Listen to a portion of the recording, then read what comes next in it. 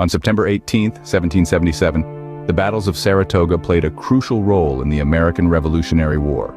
The British, under General John Burgoyne, had a grand strategy, a three-way pincer movement splitting the colonies to crush the rebellion, a plan as bold as it was ambitious. On the other side, the Americans, led by General Horatio Gates, were brimming with determination.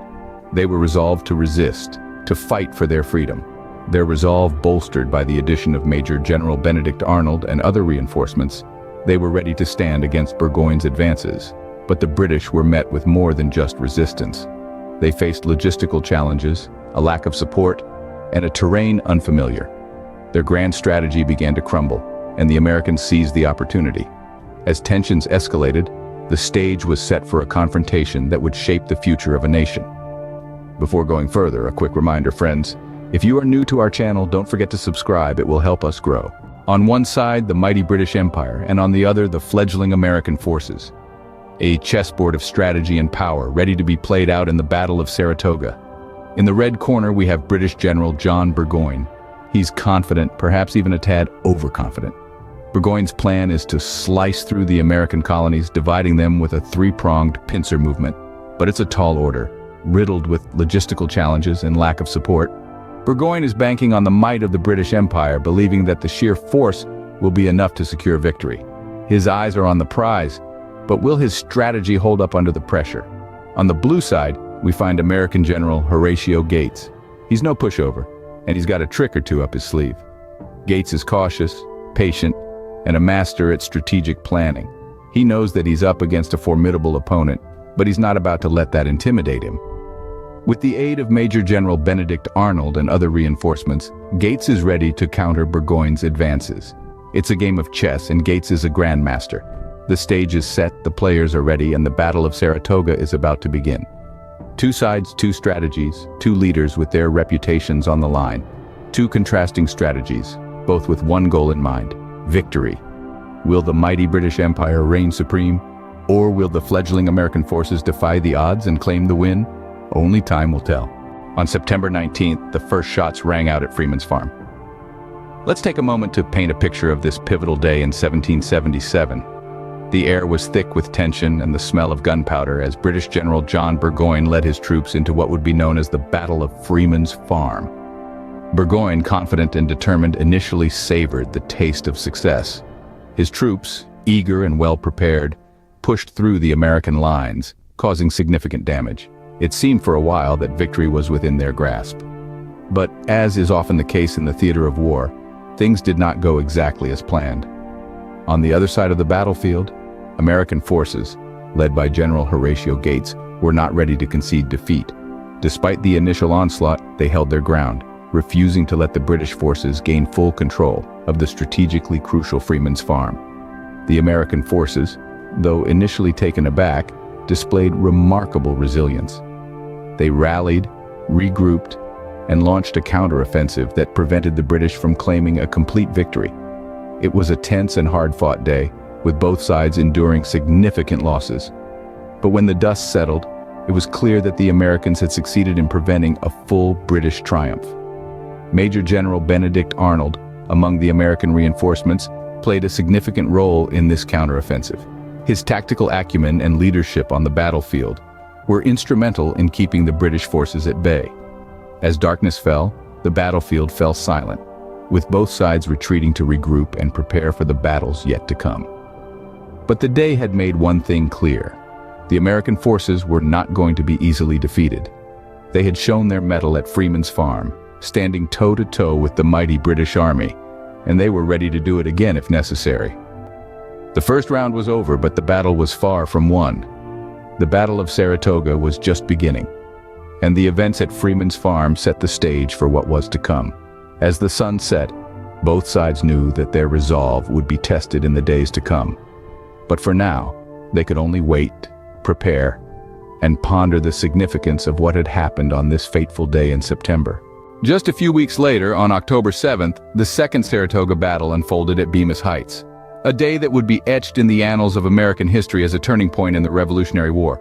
As the early morning fog lifted, the American forces, led by General Horatio Gates, were ready for the forthcoming British assault.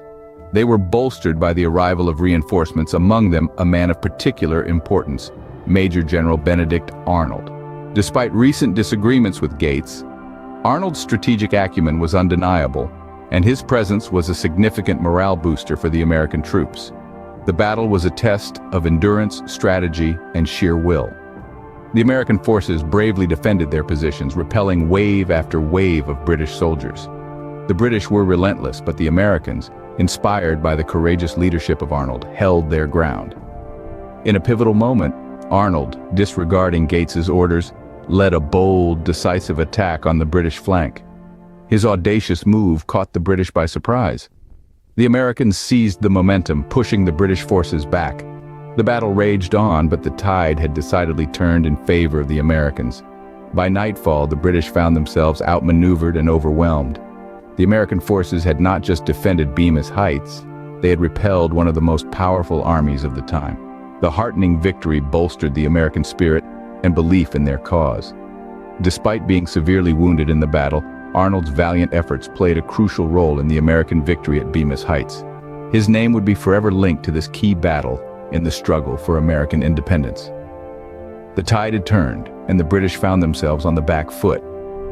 The Battle of Bemis Heights was more than a military victory. It was a powerful statement of resilience and determination that echoed across the colonies and beyond. With no other option, on October 17th, the British did the unthinkable. They surrendered. This marked a pivotal moment in the American Revolutionary War, the surrender of British General John Burgoyne's invasion army. The mighty British Empire, which had once seemed invincible, was brought to its knees by the American forces. The Battle of Saratoga, comprising two significant conflicts in September and October of 1777, had reached its resounding conclusion. British General Burgoyne, whose initial success at the Battle of Freeman's Farm had given way to defeat at Bemis Heights, found himself cornered with no route for escape. Outnumbered and outmaneuvered, Burgoyne made the difficult decision to surrender, a choice that would forever alter the course of the war.